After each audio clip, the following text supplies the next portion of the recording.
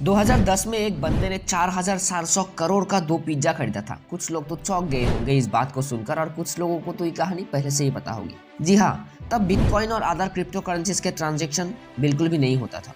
पर इस लैंसलो हैनिस नाम के बंदे को पता नहीं कौन सा नशा चढ़ा था। इसने दुनिया की पहली बिटकॉइन ट्रांजैक्शन की, वो भी पूरे 10,000 बिटकॉइन का।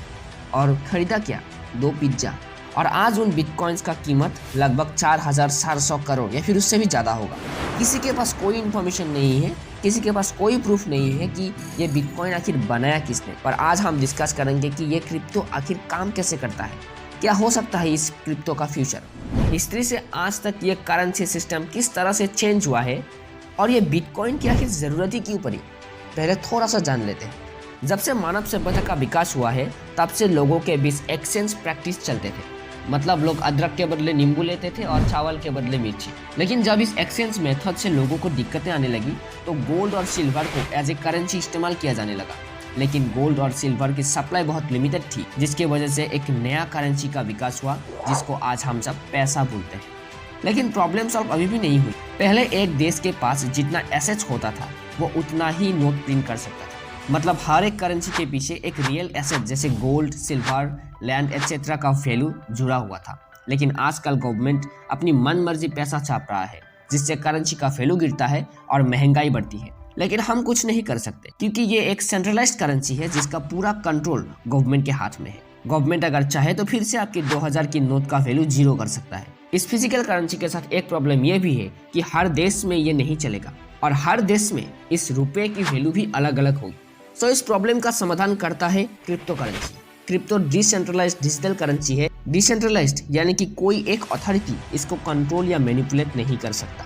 इसका वैल्यू लोग तय करेंगे क्योंकि ये ब्लॉकचेन टेक्नोलॉजी के थ्रू काम करता है। जब आप कोई पैसा ऑनलाइन ट्रांजैक्शन करते हो तो वो सबसे पहले उस बैंक के पास जाता है और फिर बैंक उसको आगे पहुंचाता है। इसमें सारा डाटा बैंक्स के पास मौजूद होता है और वही इसको रीड और मैनिपुलेट भी कर सकता है।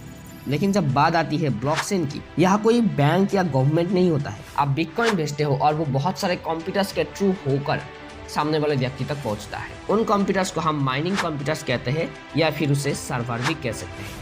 आपके भेजे हुए बिटकॉइन जब सामने वाले तक पहुंचता है तो उससे पहले वो कई सारे ब्लॉक्स में अपना ट्रांजैक्शन का यूनिक रिकॉर्ड, यूनिक इन्फॉर्मेशन छोड़ जाता है और ये इन्फॉर्मेशन उस नेटवर्क से जुड़ा हुआ हर किसी के पास होता है, जिससे लोग इसको रीड तो कर सकते हैं पर मैनिपुलेट नहीं। इसीलिए क्रिप्टो को सेफ माना जाता है। लेकिन सवाल ये है कि अगर बिटकॉइन इतना ही सेफ है, क्रिप्टो करेंसी इतना ही सेफ है, तो हर कोई क्यों इसको इस्तेमाल नहीं करता? वजह है डर और एजुकेशन की कमी। माना कि क्रिप्टो को कोई मैनिपुलेट नहीं कर सकता, पर फिलहाल क्रिप्टो का जो मार्केट है वो बहुत छोटा है। इसीलिए कुछ बड़े लोग अपने एक ट्वीट से किसी भी क्रिप्टो के वैल्यू को ऊपर नीचे कर सकते हैं, जिससे ये क्रिप्टो मार्केट बहुत ही वोलेटाइल हो जाता है। बिटकॉइन का सप्लाई लिमिटेड है और जितना डिमांड होगा उतना ही प्राइस बढ़ेगा। लेकिन जब हर कोई इस मार्केट का एक हिस्सा होगा तब कोई एक इस मार्केट को मैनिपुलेट नहीं कर पाएगा। अब क्योंकि इस क्रिप्टो को कंट्रोल करने वाला कोई नहीं है, इसीलिए इससे कुछ गलत ट्रांजैक्शंस भी होते हैं। पर जब सबके पास सही एजुकेशन होगी और सब लोग इसका इस्तेमाल करेगा तो सब कुछ सही हो जाएगा। फिलहाल तो ये सब लोगों के लिए नया है, पर एक बार अगर लोग इसके आदी हो गई तो फिर कोई परेशानी नहीं होती। आज से कुछ साल पहले लोग ऑनलाइन ट्रांजैक्शन करने से भी डरते थे, लेकिन आज सब लोग ऑनलाइन ट्रांजैक्शन करते हैं। तो उम्मीद रखते हैं कि ब्लॉकचेन को भी लोग अपनाएंगे। अब बात आती है कि क्या आपको क्रिप्टो में इन्वेस्ट करना चाहिए? तो ये पर्सनल चॉइस है।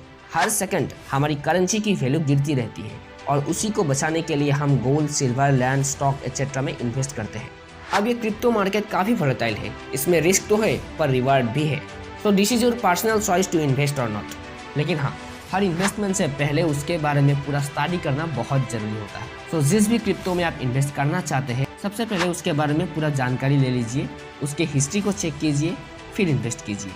अब तो इंडिया में भी क्रिप्टो में डायरेक्ट टैक्स लगना शुरू हो चुका है। इसका मतलब हम क्रिप्टो को इलीगल तो नहीं बोल सकते। So research and then invest. क्या आप किसी क्रिप्टो में इन्वेस्ट करने वाला हो? नीचे कमेंट में ज़रूर बताइएगा। वीडियो अच्छी लगी तो लाइक कीजिएगा और सब्सक्राइब ज़रूर कीजिएगा। बाय द वे, क्या आपको लगता है कि कई ये ब्लॉकचेन टेक्नोलॉजी बैंकिंग सिस्टम की अंत की शुरुआत तो नहीं? मिलते हैं नेक्स्ट वीडियो में।